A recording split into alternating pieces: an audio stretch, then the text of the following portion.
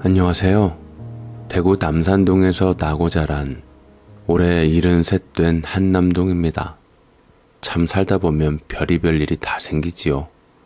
이 나이 때까지 살면 이제 남들이 당황하는 일들은 우습기까지 합니다.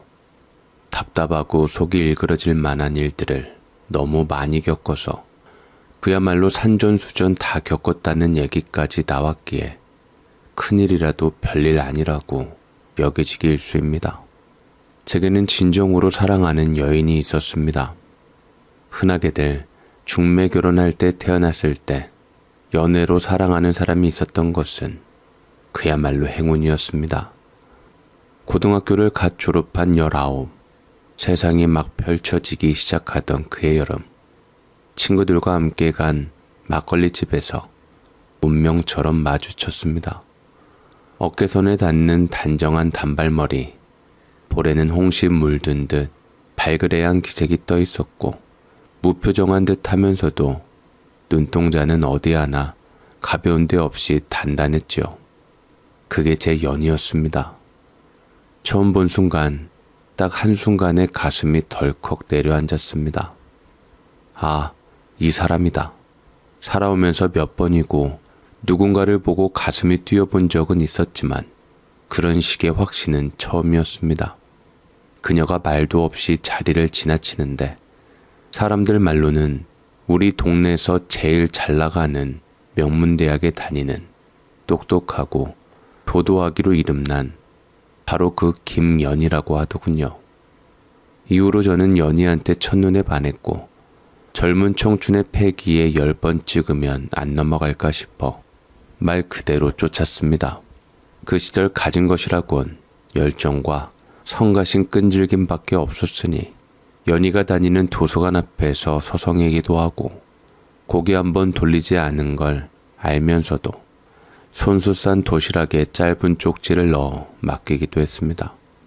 꽃이 좋다더라는 소문 하나에도 화훼단지까지 걸어가 손가락에 가시가 박힐 때까지 고른 들장미를 들고 서 있었고 말이죠.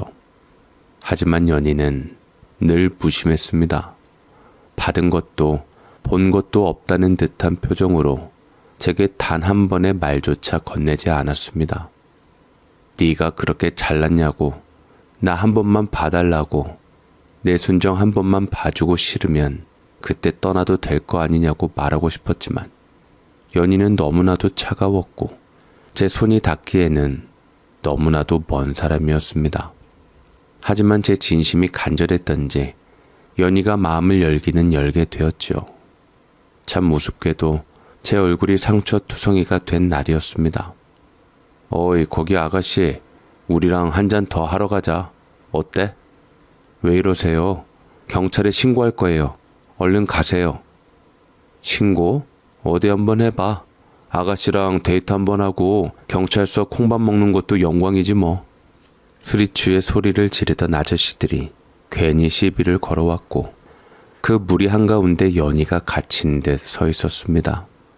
아무도 움직이지 않던 그 순간 저는 망설이지 않았죠. 무섭지도 않았고 아프다는 생각조차 들지 않았습니다. 어차피 저한텐 연희뿐이었으니까요. 내가 도와줄게요, 연희씨. 내가 저놈들 상대할 테니 얼른 도망가요. 알았죠? 자, 하나, 둘, 셋 하면 뒤도 돌아보지 않고 뛰는 거예요. 하지만 연희는 도망가지 않고 어쩔 줄 모르며 발을 동동 굴리며 있었고 그렇게 주먹이 오가고 한참을 뒤엉킨 끝에 마침내 연희를 무사히 그 자리에서 끌어낼 수 있었습니다. 제 옷은 찢겨졌고 입술은 터졌고 이가 하나 흔들렸습니다. 그런데 그 모든 혼란이 지나가고 눈앞이 겨우 맑아질 때쯤 연희가 제 앞에 조용히 섰습니다. 그리고는 처음으로 제게 말을 걸었습니다. 제 이름 김연희라는 거 알지요? 바보같이 그렇게 달려들면 어떡해요? 요새 누가 무식하게 직접 달려들어요. 경찰에게 연락했으면 바로 해결됐을걸. 그럴 시간이 어딨어요. 경찰들 올 시간에 연희씨 저놈들한테 험한 꼴 당하면 어쩌려고요. 나는 연희씨 지켜주고 싶었어요. 이 바보같이. 당신 바보예요. 그렇다고 이렇게 상처투성이가 되면 연희는 목소리는 낮았고 이름을 말할 뿐이었지만 그 말 한마디에 저는 세상이 달라진 듯한 기분이 들었습니다. 연희가 제게 진심을 읽었구나. 이 사람의 눈앞에 내가 조금은 존재하게 되었구나 싶어서요. 그날 이후로 제 인생은 달라졌습니다. 어쩌면 그때부터가 진짜 삶의 시작이었는지도 모르겠습니다. 그날 이후 우리는 더 이상 모르는 사람도 일반적인 마음의 그림자도 아니었습니다. 연희와 나란히 앉아 클래식 음악이 흐르는 작은 음악 감상실에서 조용히 눈을 감고 있으면 마치 우리가 오랜 연인처럼 느껴졌습니다. 그 감정은 설명하려 들수록 흐릿해지고 그냥 가만히 느껴야만 제대로 닿는 그런 것이었습니다. 영화관에서도 마찬가지였어요. 조명이 꺼지고 스크린 위에 이야기들이 펼쳐질 때 저는 종종 영화보다 연희의 옆모습을 더 자주 훔쳐봤습니다. 어두운 극장 속에서도 또렷했던 그녀의 눈빛, 살짝 웃을 때 미세하게 흔들리는 눈꼬리 하나까지도 제겐 영원히 기억될 풍경이었습니다. 가끔은 작고 오래된 식당에 앉아 따뜻한 국물이 있는 밥 한 그릇을 함께 먹으며 별것 아닌 이야기로도 오래 웃곤 했습니다. 우리는 그렇게 특별하지 않은 날들 속에서 특별한 추억을 만들어 갔습니다. 어느 날은 하늘이 너무 맑아서 도보로 몇 정거장을 걸었고 또 어느 날은 비가 내려 우산 하나를 함께 썼는데 그 우산 속 거리감조차 설렘이 되어 오래도록 남았습니다. 그러다 결국 그 시간이 왔습니다. 입대 영장이 집으로 날아들고 마음 한구석이 얼음장처럼 차가워졌습니다. 어쩌면 당연히 올 걸 알았지만 막상 현실이 되니 떨리더군요. 그녀 앞에서 괜히 태어난 척하다가 마침내 말했습니다.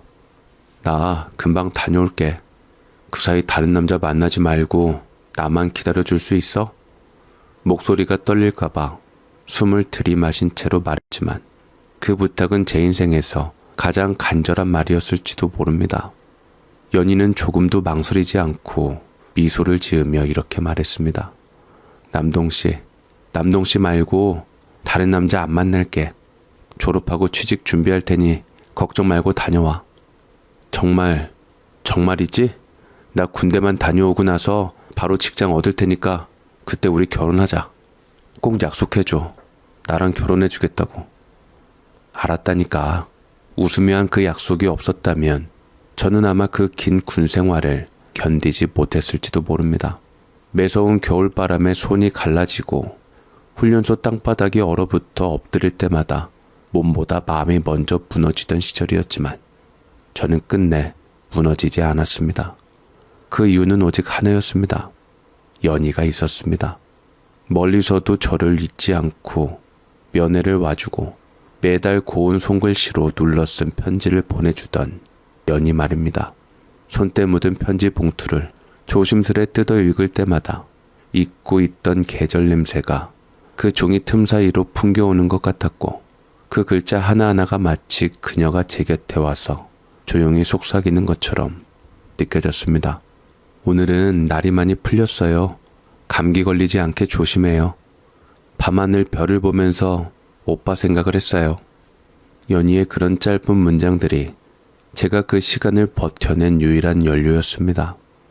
간혹 면회를 왔을 땐 철조망 앞에 서서 눈물 한 방울 흘리지 않고 환하게 웃던 그 얼굴이 더 애틋해서 저는 돌아서서 눈물을 훔쳤습니다.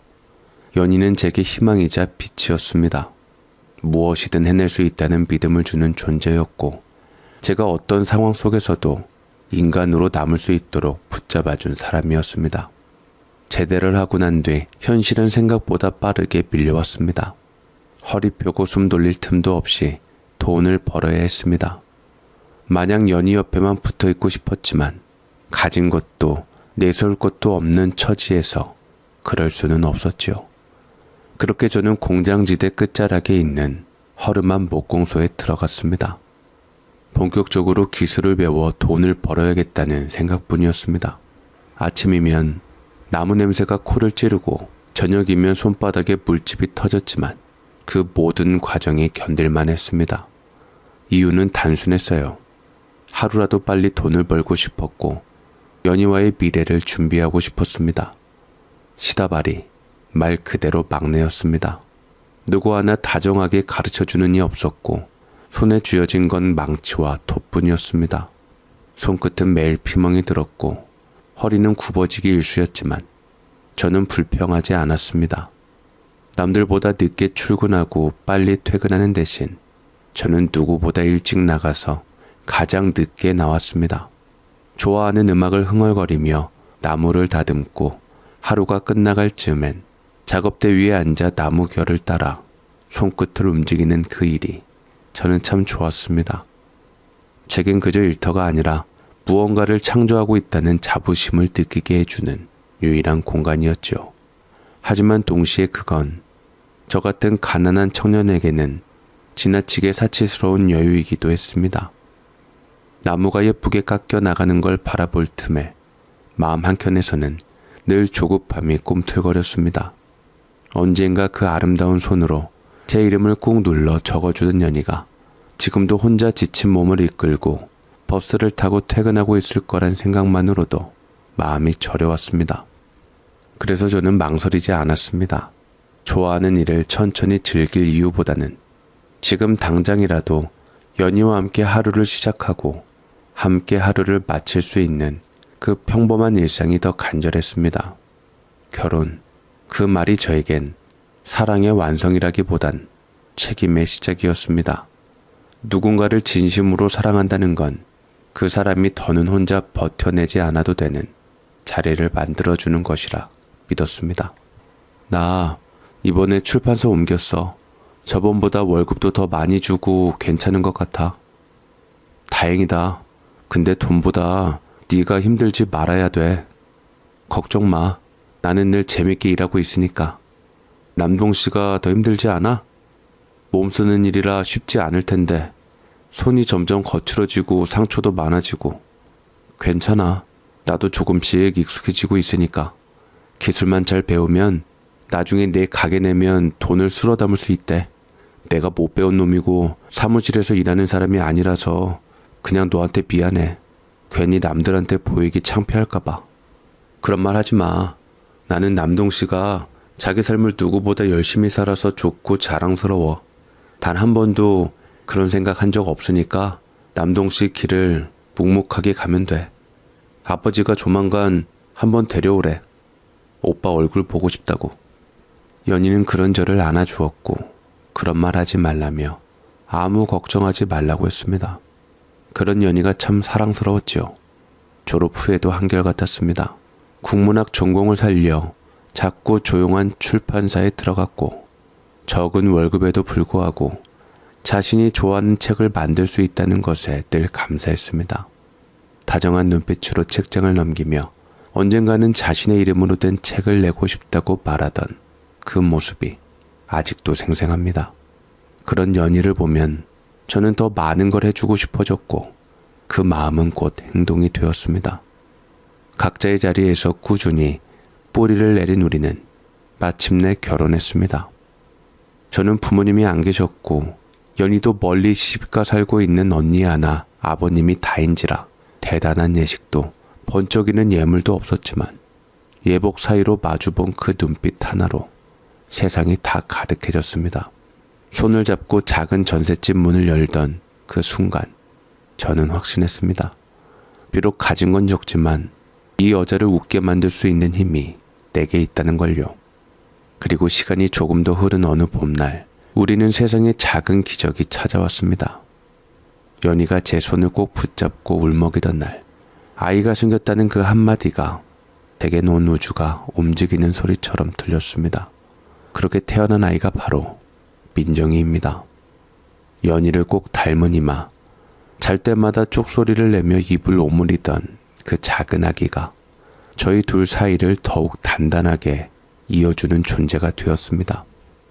민정이가 웃으면 세상이 맑아졌고 울면 둘 다 무릎을 꿇고 무슨 말인지 한참을 들여다봤습니다.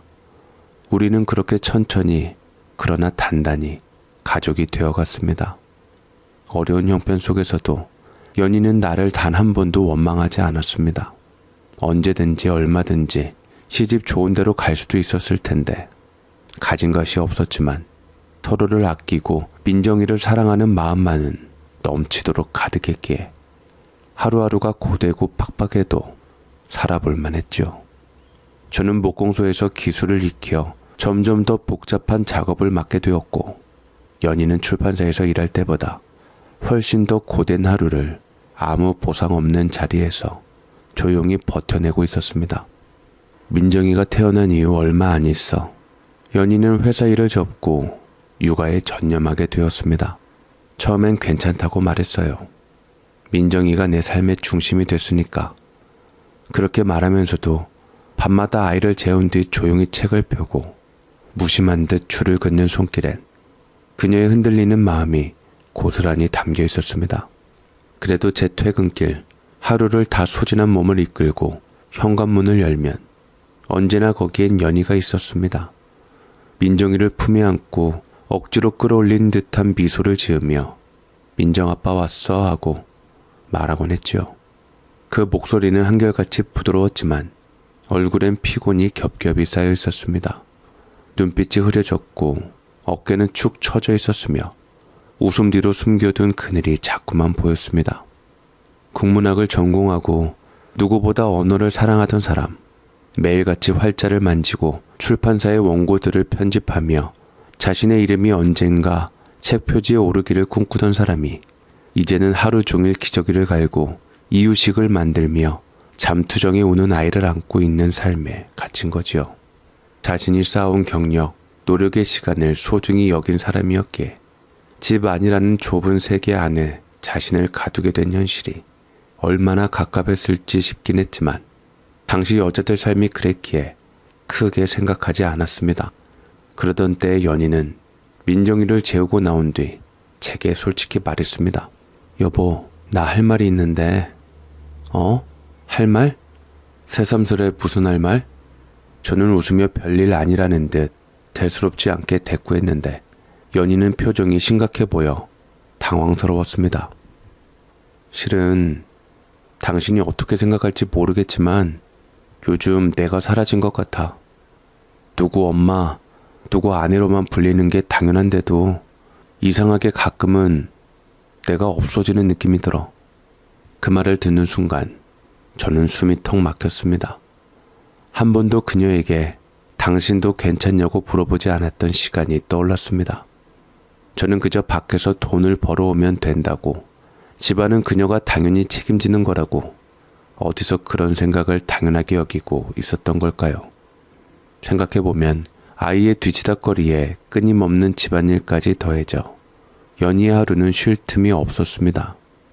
말이 좋아 전업주부지 사실상 멈추지 않는 노동이었지요. 그 안에서 연희는 자신을 조금씩 잃어가고 있었습니다. 어느 날은 소파에 조용히 앉아 창밖을 오랫도록 바라보고 있더군요. 말도 없고 움직임도 적었습니다. 자유롭게 날아다니는 비둘기 한 마리를 따라 고개를 돌리던 그녀의 눈동자엔 닿을 수 없는 세계를 향한 그리움이 깃들어 있었습니다. 그 모습을 보고 있자니 마음이 아려왔습니다. 마치 작은 새장에 갇혀 하늘을 그리워하는 새처럼 보였고 저는 그 새장을 만든 사람처럼 느껴졌습니다. 그래서 조심스럽게 그녀에게 말했습니다. 연희야, 조금만, 민정이 조금만 더 크면 당신 마음대로 살아. 정말로. 그때 내가 대신 집에 있을게. 아니면 도우미를 쓰든 뭐라든 방법을 찾아볼게. 당신이 하고 싶은 일, 당신이 원했던 삶, 그걸 다시 시작할 수 있도록 내가 옆에 있을게. 그러니까 지금은 조금만 더 기다려줘. 그 말에 연희는 고개를 끄덕였지만 그 눈빛 속엔 말로 다 전하지 못한 슬픔이 더 있었습니다. 기다리겠다고는 했지만 그것이 진심으로 수긍한 대답인지 아니면 더는 버틸 힘이 없어 그저 포기하듯 받아들인 건지 저는 알 수 없었습니다. 그래도 다행스러운 건 연희가 숨을 제대로 내쉴 수 있었던 시간이 아주 없진 않았다는 겁니다. 그나마 유일하게 얼굴에 생기가 돌던 순간은 옆집 병태 엄마와 마주 앉아 도란도란 이야기를 나눌 때였습니다.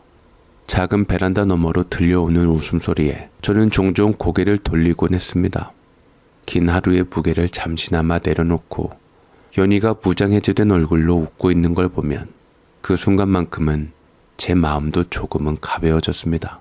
병태 엄마는 남편과 사별한 뒤로 혼자 아이를 키우며 살고 있는 이웃이었습니다. 처음엔 저도 그저 인사만 주고받는 정도였죠. 길에서 마주쳐도 안녕하세요 하고 고개만 까딱하면 끝나는 그런저런 어색한 사이였습니다. 하지만 연희는 달랐습니다. 늘 정이 많고 남을 가만히 두지 못하는 성격이라 병태 엄마를 언니처럼 따르며 틈만 나면 김치를 나눠주고 같이 반찬을 만들고 아이 옷도 함께 돌려 입혔습니다. 마음이 통했던 모양이에요. 가끔은 연희가 병태 엄마 손을 꼭 잡고 이따금 밖에 나가기도 했습니다. 제가 없는 낮 시간, 연희가 숨통을 틔우던 몇 안 되는 시간이었습니다. 그런 연희가 언젠가 설레는 얼굴로 있었는데 밤에는 또 어두워지며 한숨을 짓는 얼굴이 되더군요. 무슨 일이 있냐고 물으니 제게 말했습니다. 실은 전에 내가 알던 좋은 남자가 있어서 병태 언니를 한번 소개시켜 줬었거든. 속 깊고 책임감 강한 사람이라. 병태 엄마 같은 사람이라면 함께 잘 살 수 있을 것 같았는데 이번에도 싫다네. 참 사람 이어주기도 쉽지 않아. 전에도 몇 번 소개시켜 줬어? 언니가 여자로서 행복한 모습 보고 싶어서. 얘기는 안 하지만 언니가 우리 잘 사는 거 부러워하는 것도 보이고 병태도 아빠를 많이 그리워했거든. 병태 엄마가 연희한테 특별한 존재이긴 존재인 건지 항상 신경 쓰는 것이 보였지만 하지만 결과는 늘 같았습니다. 만남이 어색하게 끝나거나 연락이 흐지부지 되곤 했습니다. 저는 그 얘기를 들을 때마다 못마땅한 듯 웃으며 말하곤 했습니다. 그냥 신경 꺼. 이웃일 뿐이잖아. 중매 잘못 서면 뺨이 석대라던데 그냥 이웃끼리 잘 지내면 되지. 뭘 그 사람 재혼까지 신경 써. 그랬더니 연희가 저를 슬쩍 바라보며 작은 목소리로 말했어요. 말했잖아. 좀 안쓰럽다고. 아직 젊은데 혼자 살면 외롭지. 얼굴도 예쁘고 마음씨도 고운 언니인데 좋은 남자 만나서 언니가 다시 여자로서 행복했으면 좋겠어. 연희는 늘 그랬습니다. 누구를 대하든 마음 한구석을 비워두지 않았고 특히 병태 엄마에겐 그 마음이 유난히 깊었습니다. 마치 피부지처럼 챙기고 기쁨도 걱정도 숨기지 않았습니다.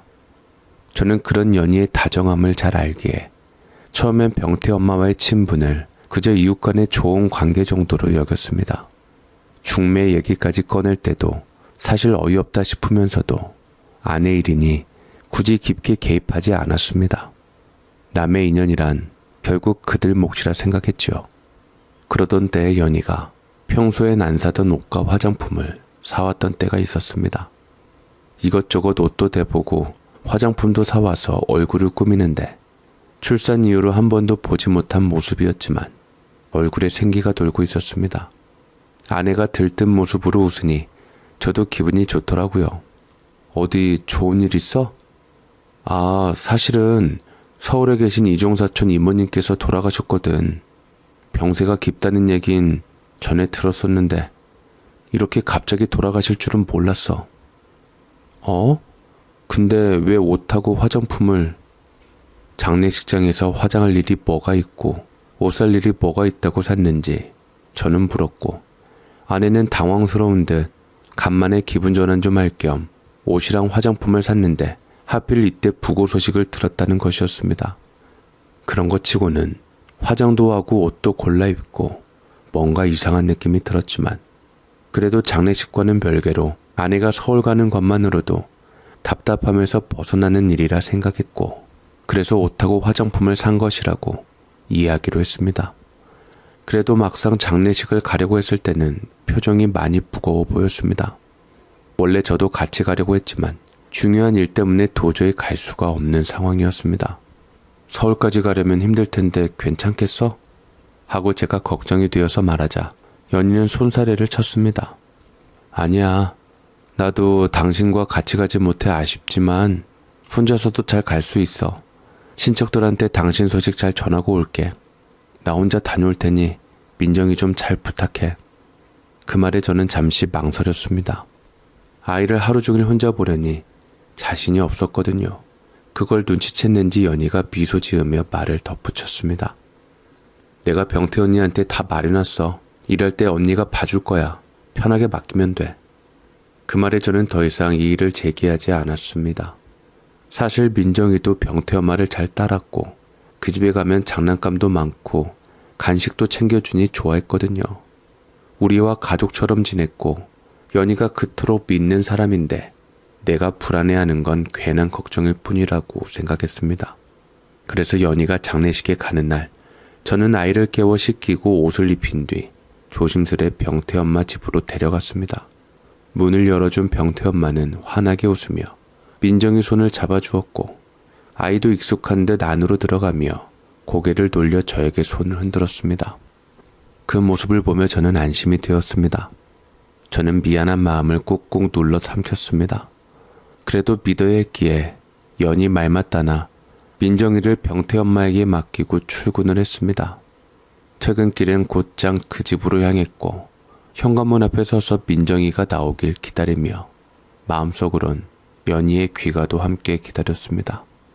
하루 이틀쯤은 괜찮다고, 장례식이란 게 원래 그렇다고 수십 번을 스스로 타이르며 평정을 유지하려 했었지요.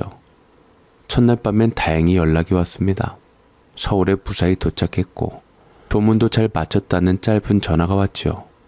평소처럼 말투도 정갈했고 이모님에 대한 언급도 덧붙였기에 전혀 의심할 이유가 없었습니다. 그런데 둘째 날이 되자 그 정갈한 말투도 조심스러운 안부도 사라졌습니다. 연락은 완전히 끊겼습니다. 전화는 오지 않았고 걱정이 되기 시작했죠. 너무 많은 사람이 몰려서 혹은 지방에서 올라온 조문객들과 함께 있어 전화할 틈이 없어서 그럴 수도 있다고 스스로를 다독였습니다. 하지만 시간이 지날수록 불안이 퍼지기 시작했습니다. 마음이 콩알만해졌고 연희가 남긴 마지막 말들, 금방 다녀올게요. 걱정 말고 민정이만 잘 부탁해요. 그 말들이 귀에 생생하게 맴돌기 시작했습니다.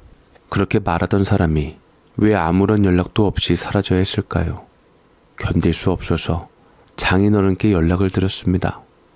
어렴풋이 기억나는 이름을 더듬으며 말했죠. 연희 말로는 서울의 이종사촌 이모님이 돌아가셨다던데 혹시 이모님 자제분들이나 주변에 있는 분들 연락처 좀 알고 싶어서요. 조심스레 여쭈었습니다. 장인어른은 잠시 말을 멈추시더니 난감하게 말씀하셨습니다. 연희한테 이종사촌 이모라고 부를 만한 사람은 없네. 걔 외가 쪽 친척들은 내가 다 아는데 그런 얘긴 처음 듣는데? 심장이 쿵 내려앉는 소리가 들렸습니다. 말문이 막혔고 손에 들고 있던 전화기가 플라스틱처럼 느껴졌습니다. 설마 하던 마음속 의심이 그 순간 확신으로 뒤바뀌었고 저는 얼어붙은 채로 한참을 말을 잇지 못했습니다. 믿고 싶지 않았습니다. 아니 믿을 수 없었습니다. 내 아내가, 민정이의 엄마가 아무 말 없이 떠났다는 걸, 그 모든 게 거짓이었다는 걸 저는 도무지 받아들일 수 없었습니다. 경찰서 문을 두드리던 그날 제 안의 마지막 희망이 꺼져가고 있었습니다. 저는 떨리는 손으로 연희의 사진을 꺼내 보이며 사라진 날짜와 행선지를 설명했습니다. 담당 형사는 연희의 신상 정보를 컴퓨터에 입력하더니 한참 동안 말을 아끼더군요. 그리고는 무표정한 얼굴로 조용히 말했습니다. 이건 실종이라기보단 성인 여성의 자발적 외출일 수도 있습니다. 일단 접수는 하겠습니다만 강제 수사에 들어가긴 어렵습니다. 그 말은 제 심장을 찢는 칼이었습니다. 함께 살고 함께 아이를 키우며 수없이 웃고 울던 아내가 그렇게 마냥 떠난 사람 취급을 받는 순간 저는 눈앞에 세상이 무너지는 느낌이었습니다. 하지만 주저앉을 수 없었습니다. 민정이를 위해서 그리고 그 어떤 상황에서도 아내를 믿고 싶었던 제 자신을 위해서 저는 직접 나서기로 했습니다. 인쇄소에 가서 전단지를 만들었습니다.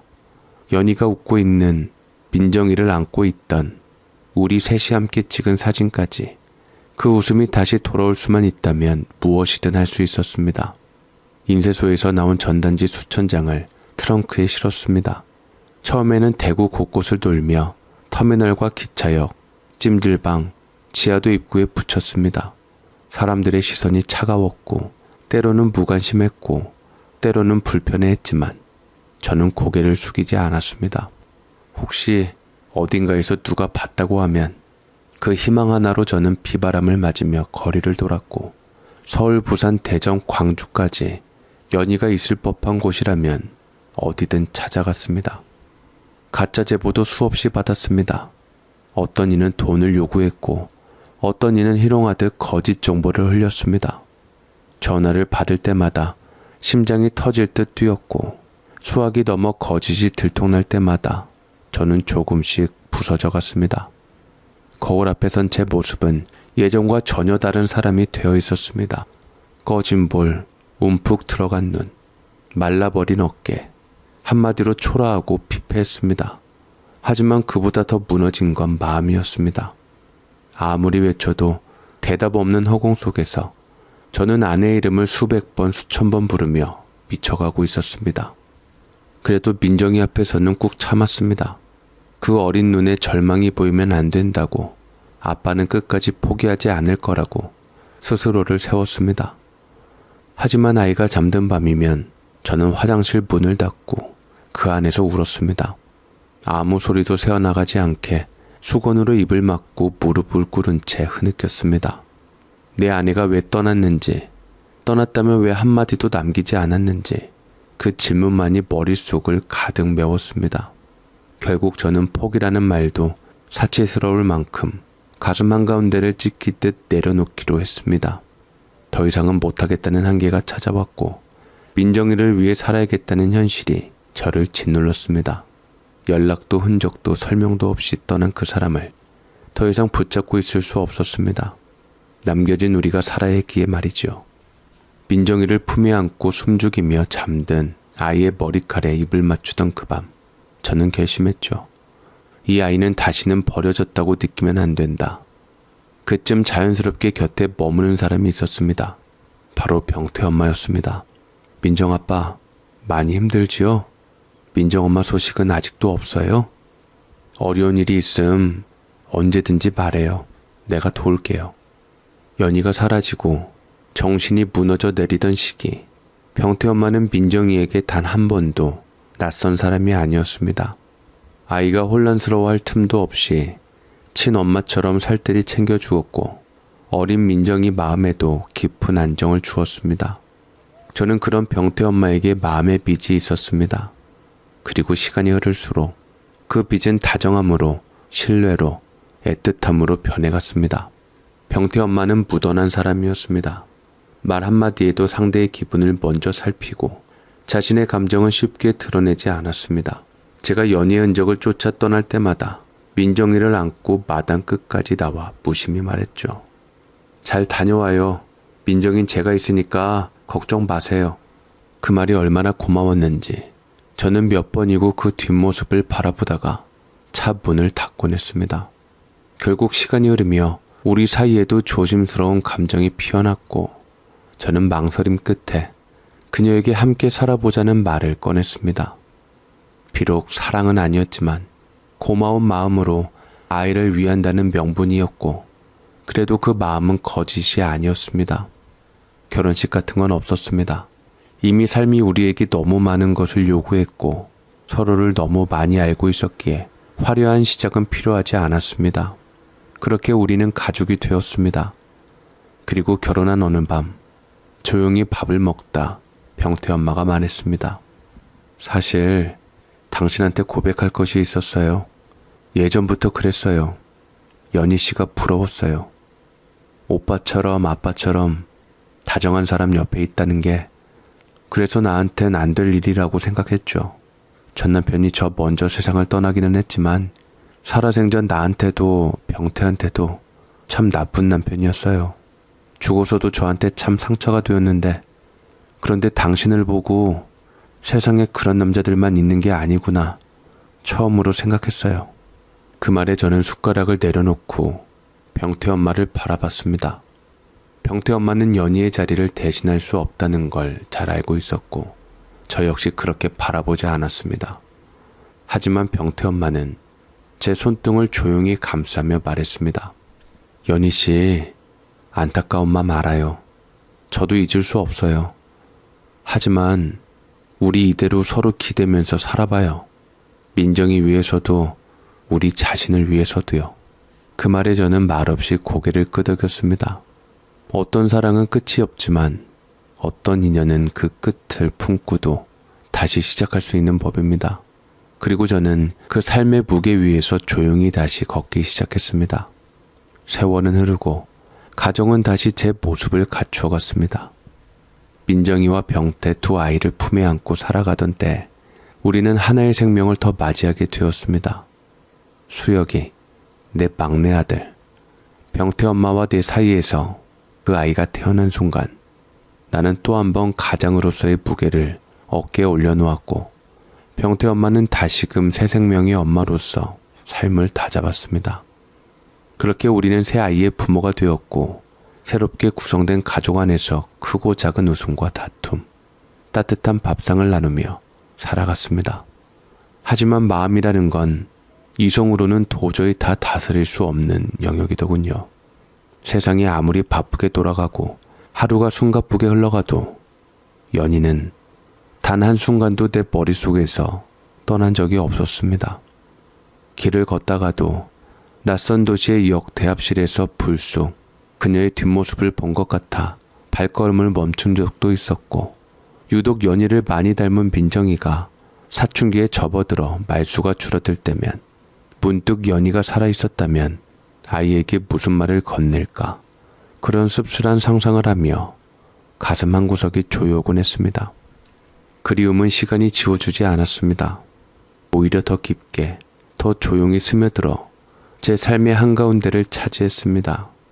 밤마다 불 꺼진 거실에 홀로 앉아 연희가 쓰던 머리핀 하나를 손에 쥐고 있으면 마치 그 시간이 다시 돌아올 것만 같았고 문득 연희의 냄새가 스치는 듯하면 심장이 뛸 정도로 놀라 앉아 울컥하기도 했습니다.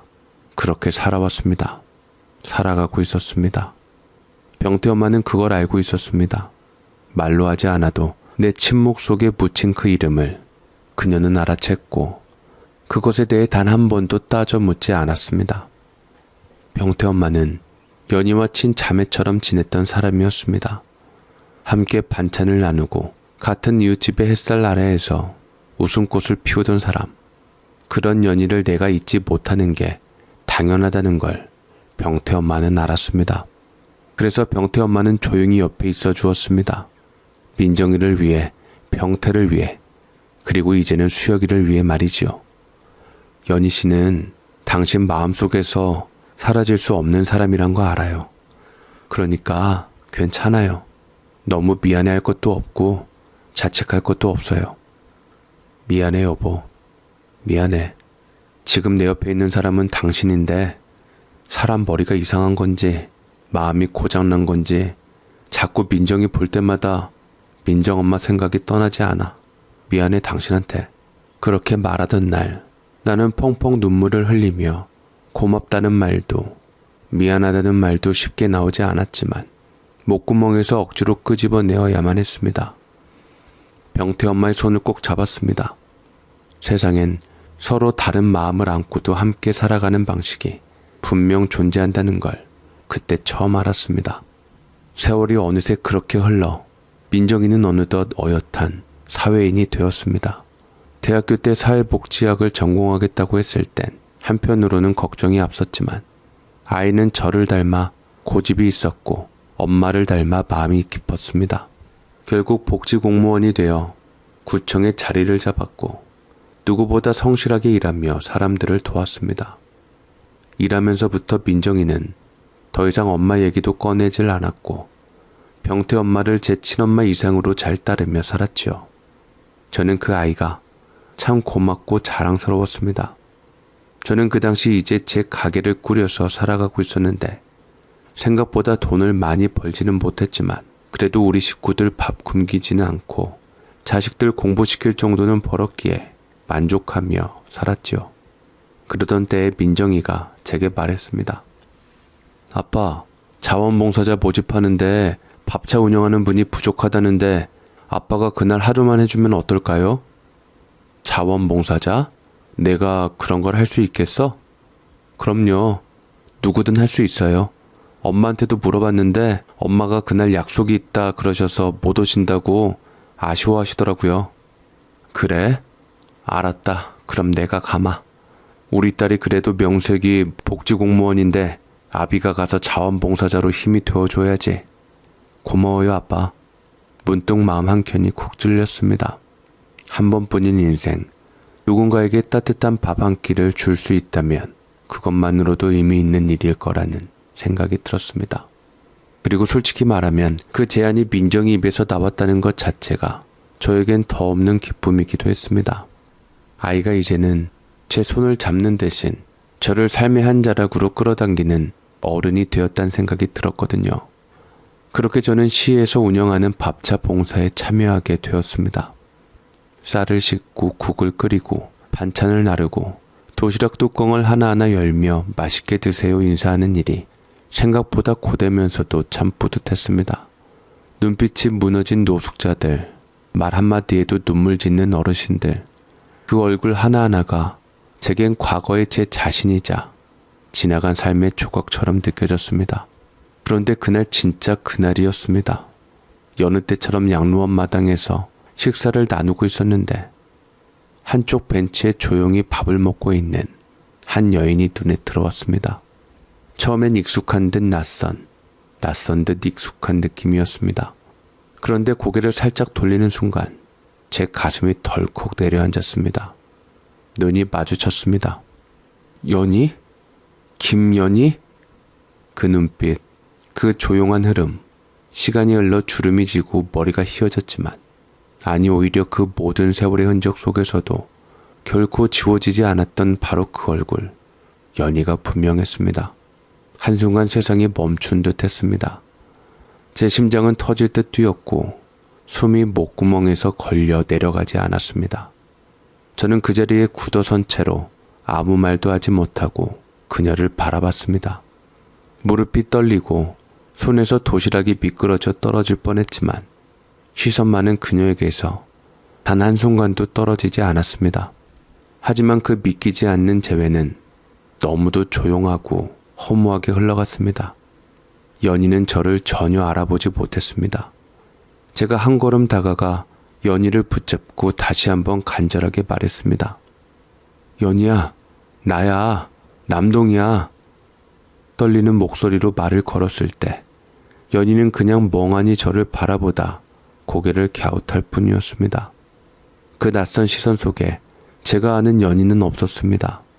그날 저녁 양로원 직원들과 이야기를 나누면서 저는 더 큰 충격을 받았습니다. 아, 저분요? 민정이에요. 여긴 다 그렇게 불러요. 처음 구조됐을 때 계속 민정이 그 말만 반복하셨거든요. 그래서 이름이 민정이에요. 민정이요? 직원은 아무렇지 않게 웃으며 말했지만 제 안에서는 무너지는 소리가 들렸습니다. 민정이, 바로 우리 딸의 이름.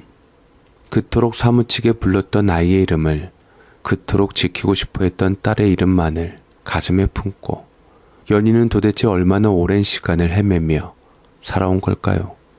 그 이름 하나만으로 겨우 자기 존재를 이어가며 살아온 여정이 어땠을지 저는 감히 상상조차 할 수 없었습니다. 집으로 돌아오는 길, 저는 말없이 운전대를 잡았고 민정이는 조수석에 앉아 가만히 눈을 감고 있었습니다. 아무 말도 하지 않았지만 그녀도 뭔가 느낀 눈치였습니다. 사진을 보여주고 예전 일들을 들려주고 혹시 기억이 날까 싶어 연희에게 여러 차례 말을 걸었지만 그녀는 그저 먼 하늘을 바라볼 뿐이었습니다. 마치 어떤 파편도 마음에 닿지 않는 사람처럼요. 결국 민정이는 결심했습니다. 아빠, 이건 정말 엄마일지도 모르겠어요. 하지만 저 확인하고 싶어요. 엄마가 맞는지. 저는 고개를 끄덕였고 바로 다음 날 우리는 연희와 민정이의 유전자 검사를 진행했습니다. 며칠 뒤 병원에서 온 검사 결과지는 말 그대로 모든 걸 뒤흔들었습니다. 친자관계 99.99%. 민정이는 결과지를 들고 떨리는 손으로 연희가 있는 방으로 달려갔습니다. 그리고 마주 앉아 덜덜 떨며 연희의 무릎을 끌어안았습니다. 민정이의 울음은 가슴을 찢는 듯한 통곡이었습니다. 하지만 연희는 여전히 무표정한 얼굴로 민정이의 머리칼을 천천히 쓰다듬을 뿐이었습니다. 눈동자는 여전히 먼 곳을 향하고 있었고 그 손길마저도 꼭 인형처럼 느껴졌습니다. 연희를 집으로 모셔왔을 때 집안은 숨조차 쉴 수 없을 만큼 조용했습니다. 현관문이 열리는 소리에 마루에 있던 병태 엄마가 고개를 들었고 그 순간 연희와 눈이 마주치자 그녀는 그대로 무릎을 꿇고 말았습니다. 아이고 연희야, 연희야 어떻게 된 거야? 왜 이제야? 대체 무슨 일이 있었던 거야? 이제라도 왔으니 됐다 연희야. 그렇게 한마디를 내뱉고는 주체할 수 없는 통곡이 터져 나왔습니다. 친자매처럼 지냈던 연희였기에 그녀를 잃고 나서 병태 엄마도 오랜 시간을 가슴에 응어리를 안고 살아왔던 겁니다. 저랑 가족이 된 이후에도 말이지요. 저는 그런 그녀를 말리지 않았습니다. 그 눈물은 제 마음에서도 동시에 흐르고 있었으니까요. 그날부터 우리 가족은 모두 함께 연희의 기억을 되살리기 위해 온 힘을 다했습니다. 저는 우리가 연애하던 시절 함께 찍었던 사진들을 찾아 벽에 하나하나 붙였고 연희가 제게 처음 떠준 회색 스웨터를 꺼내 조심스레 보여주었습니다. 민정이는 어린 시절 엄마가 해주던 자장가를 흥얼거렸고 병태 엄마는 함께 담근 김치 항아리를 꺼내어 옛맛을 되살리려 애썼습니다. 모두가 각자의 방식으로 잃어버린 시간을 되찾고자 애썼습니다. 사진을 들이밀며 이거 기억나요? 여기 우리가 갔던 해변이에요. 당신이 웃으면서 모래를 던졌던 그날 하고 말을 해보기도 했고 스웨터를 연희의 무릎 위에 조용히 얹으며 당신 손으로 짠 거야. 실밥 하나하나 당신의 마음이 담겨 있어. 라며 속삭이기도 했습니다. 하지만 연희는 무표정하게 모든 것을 바라볼 뿐 그 어떤 것도 기억하지 못했습니다. 사진을 봐도 음악을 들려줘도 민정이의 울음을 안아도 그녀는 그저 조용히 미소만 지을 뿐이었습니다. 마치 모든 것을 다 알고 있으면서도 그 너머로 가지 못하는 사람처럼. 치료도 병행했습니다. 병원에도 다니고 전문가의 조언을 따라 인지훈련도 했습니다. 매일매일 반복된 질문과 대화, 자극, 감정회복 훈련까지. 하지만 하루하루 그 기억은 닫힌 문처럼 닫힌 채였고 우리는 그 문 앞에서 끊임없이 두드리는 처지였습니다. 시간은 무심하게 흘렀고 노력은 쌓였지만 결과는 언제나 같았습니다. 그날도 평소처럼 조용히 문을 열고 들어섰을 뿐인데 집안의 공기가 이상하리 많지 따뜻했습니다. 방 한편에선 연희가 익숙한 듯 낯선 자수천을 만지작거리고 있었고 부엌에서는 병태 엄마가 미역국을 끓이고 있었습니다. 연희가 좋아했던 미역국. 생일도 아닌데 왜일까 싶어 다가가 보니 병태 엄마가 조용히 국간장을 2방울 떨어뜨리며 말했습니다. 혹시 입맛 기억이 날까 싶어서요. 이 국 연희 씨가 자주 끓여줬다고 했죠? 여보, 저는 순간 마음이 뭉클해졌습니다. 이 집에 연희를 데려온 뒤로 병태 엄마는 말없이 조용히 그러나 가장 깊이 그를 위해 움직이고 있었습니다. 함께 사진첩을 들춰주고 오래된 음악을 틀어주고 때로는 정원에 함께 앉아 그가 좋아하던 꽃 이름을 읊어주는 모습까지 그 모든 정성이 눈에 보였습니다. 보통 여자들 같으면 절대 연희한테 호의적이지 못할 사이가 되었는데도 병태 엄마는 참으로 대인배답게 감정의 동요 없이 연희를 걱정하고 있었습니다. 그래서 참 고마우면서도 한편으로는 마음이 복잡해졌습니다. 연희가 내 전처라는 사실, 만약 그 기억이 온전히 돌아온다면 병태 엄마는 지금처럼 웃을 수 있을까? 그 생각이 자꾸만 머리를 떠나지 않아 결국 조심스럽게 물었습니다. 당신도 알잖아. 연희는 내 전처였고 혹시 기억이 돌아오면 당신 입장이 얼마나 난처해질지 그게 자꾸 마음에 걸려요. 그 말을 듣고도 병태 엄마는 눈길을 피하지 않았습니다. 오히려 오래 품어온 말을 꺼내듯 조용히 웃으며 말했죠. 당신이란 사람을 나한테 한평생 빌려주고 갔는데 이제 주인이 왔으니 돌려줘야지요. 젊은 청춘도 아니고 나이 들어 여기까지 살아온 우리가 이제 와서 이해 못할 일이 뭐가 있겠어요? 어쩌면 연희 덕분에 우리가 부부로 애 낳고 살았으니 나도 당신도 우리가 마음 가는 대로 있으면 좋겠어요. 그리고는 국물을 한번 떠보고는 다시 말을 이었습니다. 나는 수혁이한테도 말했어요. 아주 어렸을 때부터. 엄마는 원래 혼자였고 아빠는 누군가를 오래 기다리던 분이었단 걸 어렵지 않게 알아듣더라고요. 내게도 연희는 자매처럼 소중한 사람이었어요. 함께 울고 웃던 사이였고 그러니 이렇게 다 같이 살아도 나는 상관없어요. 그리고 당신이 어느 날 연희한테 간다고 말한다면 언제든 떠나줄 수 있으니 마음의 빚 같은 것도 담지 말아요.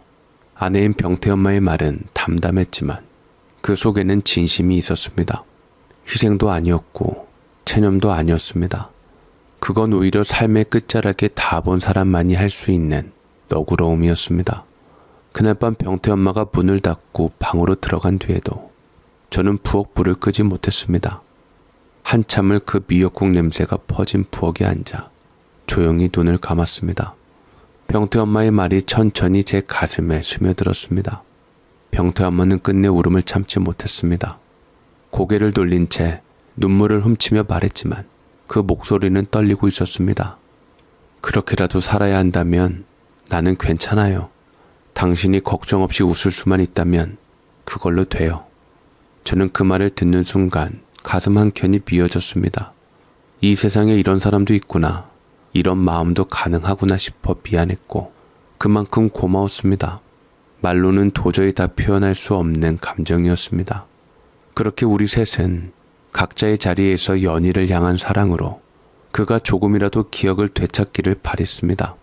하루가 가고 또 하루가 지나고 연희는 여전히 조용히 앉아 있었습니다. 눈길은 멀리 있었고 표정은 평온했지만 그 안에 무언가 복잡한 파도가 잠겨있는 것만 같았습니다.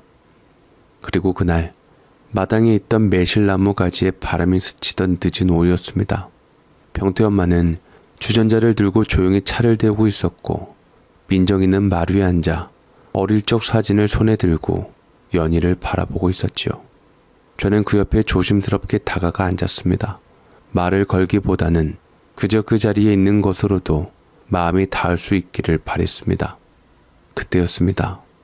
아주 낮고 부드러운 목소리로 정말로 아주 오랜 시간을 건너온 그 목소리로 연희가 입을 열었습니다. 민정 아빠.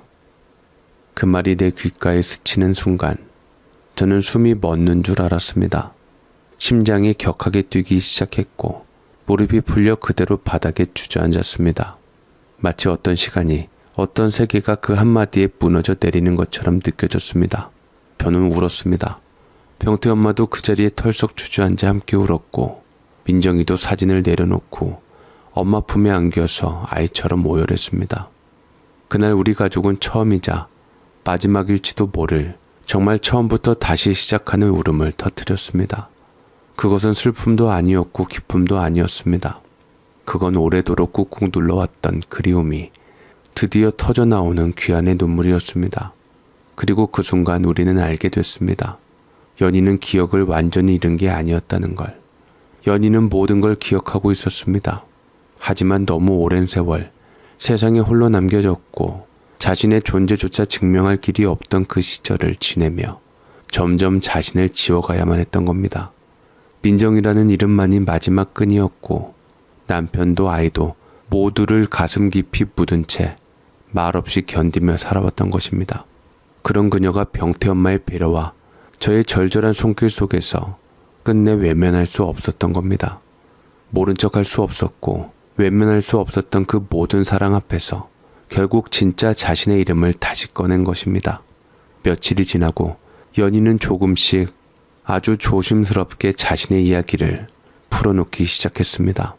그날도 저녁을 먹은 뒤 마루에 앉아있던 연희가 먼 산을 바라보며 조용히 입을 열었습니다. 목소리는 낮았지만 그 속에는 너무 오래 묻어두었던 진실이 고스란히 담겨 있었습니다. 민정 아빠, 나 사실 그때 당신 기다리지 않았어. 그 한마디에 제 손에 들고 있던 찻잔이 가볍게 떨렸습니다. 연희는 제 눈을 피하지 않았습니다.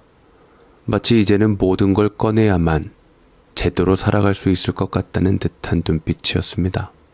큰 마음 먹고 담담히 이야기하는 연희 앞에서 저는 숨을 죽여 연희의 말을 들을 수밖에 없었습니다. 당신 군대 갔을 때였어요. 그때 나 학교 선배랑 가까워졌었어요. 같은 서울에서 내려온 사람이었고 똑똑하고 세련되고 말이 잘 통했죠. 그 사람을 사랑하게 되고 말았어요. 당신 곁에 있을 때는 느껴보지 못한 난생 처음 설렘, 두근거림. 그때는 정말 그 사람이랑 살고 싶었어요. 뭐라고? 당신 지금 무슨 소리를 하고 있는 거야? 제 숨이 멎는 듯 했습니다. 그동안 상상조차 하지 않았던 말들이 너무도 담담하게 쏟아지고 있었습니다. 그저 나는 한 여인을 사랑했고 그녀는 나를 기다려줬다고만 믿었던 그 모든 시간들이 하나씩 갈라지기 시작했습니다. 그 사람 집이 서울에서 꽤 잘 사는 집안이었어요. 그 남자도 나를 사랑한다며 결혼을 얘기하자 그 집에서 반대했죠. 엄마 없고 가난하다는 이유 하나로 나를 며느리로 들일 수 없다고요. 결국 우리는 헤어질 수밖에 없었고 나는 그 길로 상처 입어서 당신한테 치유받고 싶어 도망치듯 갔어요. 혼자 되기 싫었고 나고자처럼 남겨지기 싫었어요. 당신이 나를 사랑한다는 걸 알았으니까 그 마음에 기대려고 무릎 꿇고 안기듯 당신에게 간 거예요. 그 말은 칼끝처럼 제 가슴을 베었습니다. 하지만 연희는 멈추지 않았습니다. 이젠 더는 숨기지 않겠다는 듯 단단한 목소리로 이어갔습니다. 유일한 탈출구 같은 당신에게 시집가고 민정이 낳고 사는 동안에도 그 사람을 한 번도 잊어본 적이 없었어요. 내 표정을 걱정하는 당신에게 일할 수 없어서 답답해서 그랬다고 했지만 사실은 내 마음속에는 늘 그 사람이 그립고 보고 싶고 했었지요. 그런데 몇 년 지나고 갑자기 그 사람이 먼저 연락해 왔어요. 그 사람 결혼했는데 이젠 이혼했다고, 이제 자유롭다고, 나도 다 버리고 자기에게 올 수 있겠냐고 농담 반 진담 반으로 이야기하더라고요. 그 말에 나 흔들렸어요. 어떻게 다시 만난 그 사람인데 놓치면 정말 후회할 것 같았고 나는 평생 괴로울 것 같았어요.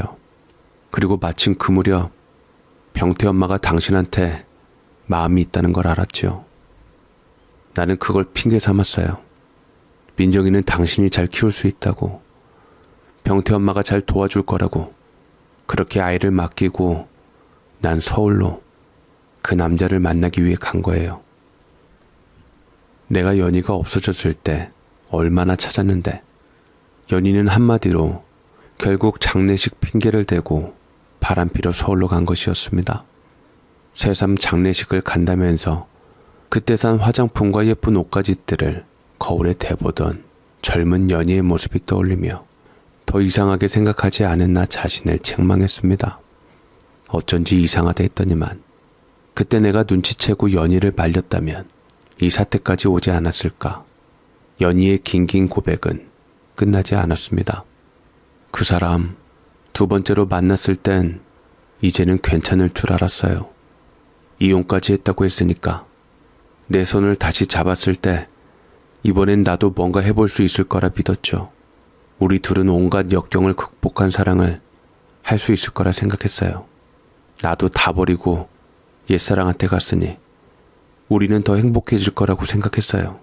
하지만 연희는 더 이상 말을 잇지 않은 듯 갑자기 감정이 복받쳐 오르는 것 같았고 나 역시 속이 뒤집히는 것 같이 속이 메스꺼웠습니다. 연희는 겨우 말을 이었습니다. 그렇게 또 한 번 그 남자와 함께 서울의 낡은 연립주택에 살게 됐다고 말했습니다. 처음엔 아무 말도 하지 않았습니다. 하지만 그녀의 말이 계속될수록 제 안에 차오르던 분노는 결국 마른 장작처럼 탁 불이 붙기 시작했습니다. 그 사람은 나를 사랑한 게 아니었어요. 그냥 내가 자기를 아직도 사랑하나 안 하나 떠보고 싶었던 거예요.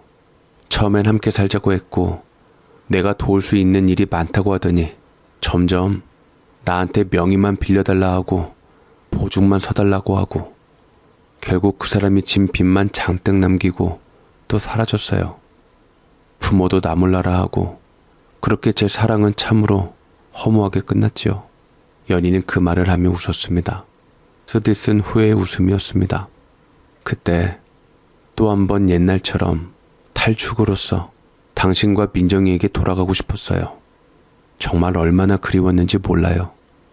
하지만 나도 양심이 있고 염치가 있지. 내가 그렇게 떠난 뒤에 무슨 낯으로 당신한테 돌아가요. 내가 한 짓이 뭔데. 특히나 민정이 볼낯이 없고 너무나도 부끄럽더라고요. 그냥 나 하나쯤은 이렇게 살아도 괜찮다. 벌 받는 거라고 그렇게 생각하고 거리를 떠돌았어요. 그 말은 너무 늦게 들려온 회한이었고 저에겐 견딜 수 없는 상처처럼 파고들었습니다. 연희가 그렇게 수십 년을 방황하고 굶고 추에 떨다 양로원까지 흘러온 동안 나는 민정이 곁에서 살아내고 있었고 병태 엄마와 수혁이라는 새 가족을 만들며 또 다른 인생을 쌓고 살고 있었던 것을 내심 자책한 적도 있었는데 이젠 그런 감정 대신 모든 걸 꺼내 들은 제 마음엔 참을 수 없는 배신감이 밀려왔습니다. 그 긴 세월 동안 나를 속였다는 생각, 민정이를 두고 떠났다는 사실, 다른 남자 품에 안겨 있었다는 고백. 저는 분노를 억누르지 못하고 그 자리에서 벌떡 일어나 뒷마당으로 걸어 나왔습니다. 손에 잡히는 나뭇가지를 힘껏 꺾고 허공에 힘없이 던지며 되뇌었죠. 어떻게 그럴 수 있었지? 어떻게? 그때 제 뒤를 따라 조용히 걸어 나온 사람이 있었습니다. 병태 엄마였습니다. 늘 그렇듯 다가올 때 말없이 멈출 때도 조용히 섰던 그 사람. 그 사람에게 그깟 나를 배신하고 떠난 연희로 인해서 상처 준 것이 너무나도 미안하고 또 미안했습니다. 진작 잊어야 할 여자였던 것을, 차라리 몰랐으면 좋았을 것을, 내가 뭐가 아쉬워서 그렇게 떠난 사람, 내가 왜 다시 받아줘야 하나, 내가 뭐 그렇게 만만한 사람이었나. 연희가 온갖 정남이가 떨어지며 다시 눈에서 보고 싶지 않았습니다. 그렇지만 병태 엄마는 한참을 아무 말 없이 있다가 마침내 입을 열었습니다. 그 목소리는 낮았지만 단호했고 한 단어 한 단어가 제 마음에 천천히 파고들었습니다. 남동씨, 화가 나는 건 알겠지만 그만해요. 물론 연희가 잘못한 건 맞아요. 그렇지만 누구보다도 본인이 잘 알고 그래서 지금껏 벌 받으며 산 거잖아요. 연희 평생 자책하며 무너진 채로 살아왔어요. 그게 얼마나 괴로웠으면 이름도 버리고 얼굴도 버리고 사람도 버리고 스스로를 없애고 살았겠어요. 당신이 분명히 속상하고 화날 수 있어요. 당연하죠. 하지만 이제 민정이 위해서라도 연희 씨를 민정으로만 알고 돌봐주세요. 민정이한텐 더 이상 상처 주지 말아요. 누구보다 민정이는 그걸 원할 거예요. 그게 아빠다운 일이에요. 그 말에 저는 한 발짝도 더 움직일 수 없었습니다. 마치 발목이 땅에 박힌 듯 그 자리에 멈춰버렸습니다. 분노도 슬픔도 뒤섞인 감정 속에서 겨우겨우 고개를 끄덕일 수밖에 없었습니다. 내 딸 민정이는 당시 사랑하는 사람과 약속을 나누고 결혼말이 오가고 있었고 상견례 또한 한 후에 결혼식을 준비하고 있었습니다. 새로운 인생을 시작하는 날, 예식장이 붉은 꽃으로 물들고 사람들의 웃음 속에 민정이는 환하게 웃고 있었습니다. 저도 병태 엄마도 그날만큼은 온 힘을 다해 웃었습니다. 연희 역시 조용히 미소를 머금고 그 자리에 있었습니다. 혼주석을 두고는 여러 번 말이 오갔습니다. 병태 엄마는 처음부터 말했죠. 민정이 엄마 자리는 민정이 엄마가 앉아야 해요. 그게 맞아요. 하지만 연희는 고개를 저으며 말했습니다. 나는 그럴 자격 없어요. 아이를 버렸던 사람이 무슨 낯으로 그 자리에 앉겠어요. 저는 그냥 뒤에 있을게요. 엄마가 왜 자격이 없어? 나 엄마 때문에 여기까지 왔는걸. 아무것도 모르는 민정이는 그 말을 듣고 속상해했습니다. 하지만 연희는 눈시울이 붉어지며 애써 감정을 참고 민정이의 손을 꼭 잡고 다정하게 웃었습니다. 괜찮아. 엄마는 네가 이렇게 행복해지는 걸 눈으로 보는 것만으로도 충분해. 그걸로도 나한텐 과분한 선물이야. 민정이는 그것으로 인해서 내내 신경을 썼고 결혼식을 며칠 안 남은 신부라고 믿을 수 없을 만큼 얼굴이 어두워 보였습니다. 그것을 안타까이 본 병태 엄마가 한 가지 꾀를 냈습니다. 결혼식 당일날 배를 부여잡고 구르더니 복통이라며 응급실에 가야 한다고 내게 눈 한쪽을 찡긋한 뒤 연희를 앞으로 두며 맞춤 붉은빛 신부 혼주석 한복을 내주었습니다. 몸이 안 좋아서 혼주석에 앉기 힘들 것 같아요. 연희가 나 대신 앉게 해줘요. 부탁이에요. 말끝을 흐리며 어지러운 척까지 하며 자리를 내어주자 연희는 결국 어쩔 수 없이 마지못해 병태 엄마의 등을 받쳐주며 혼주석에 앉게 되었습니다. 그렇게 나란히 앉은 자리 연희와 나 민정이의 부모로서 앞에 앉은 그 순간은 어딘가 묘하게 씁쓸했습니다. 사람들은 웃으며 사진을 찍었고 민정이는 눈시울을 붉히며 혼주를 바라봤지만 저는 그 자리가 내게도 연희에게도 온전히 기쁘지만은 않다는 걸 알았습니다. 그 자리는 우리가 함께 걸어오지 못했던 시간의 무게가 내려앉은 자리였고 그 무게는 잠시의 웃음으로는 덜어낼 수 없었습니다. 그리고 결혼식이 끝난 다음 날 연희는 거짓말처럼 처음부터 없었던 것처럼 흔적도 없이 조용히 사라졌습니다. 책상 위에는 그녀의 손글씨로 된 편지 한 장이 남겨져 있었습니다. 민정이한테는 아무 말도 하지 말아줘요. 나는 그 아이를 볼 염치도 자격도 없어요. 그 아이가 엄마로서 나를 기억해 준 것만으로도 나는 충분했어요. 이제 다시는 내 그늘로 아이가 흔들리지 않길 바래요. 부디 지금처럼 당신과 병태 언니가 서로 아끼고 우리 민정이를 잘 지켜주세요. 이제 정말로 안심하고 떠날 수 있을 것 같아요. 끝까지 나 같은 것을 엄마로 생각해준 민정이에게 고맙고 나를 배려해준 병태 언니한테 더할 나위 없이 고마워요. 나는 나대로 살아볼게요. 더 이상은 당신 눈앞에서 드러나지 않고 돌아가지 않을게요. 그 편지를 읽으며 저는 그저 고개를 떨구었습니다. 화도 나지 않았습니다. 눈물도 더는 나오지 않았습니다. 그저 이제는 정말로 끝났다는 생각만이 가슴에 남았습니다. 연희는 마지막으로 딸의 결혼식을 눈에 담고 떠났습니다. 자신의 존재가 민정의 삶에 다시 상처가 되지 않도록 마지막까지 스스로를 지운 채 떠났습니다. 저는 연희가 원하는 대로 그 뒤로 연희를 다시 찾지 않았습니다. 이제는 붙잡지 않았고 찾아갈 이유도 만들지 않았습니다. 사랑했고 그리워했고 미워했고 결국 놓았습니다. 연희는 더 이상 나의 사람이 아니었고 나는 더 이상 그녀를 품을 사람이 아니었습니다. 다만 하나 기도하듯 바랄 뿐입니다. 그녀가 어느 길 위에 있든 비를 맞지 않고 추위에 떨지 않고 누구보다 따뜻하게 살아가기를 그렇게 진심으로 마음을 내려놓았습니다.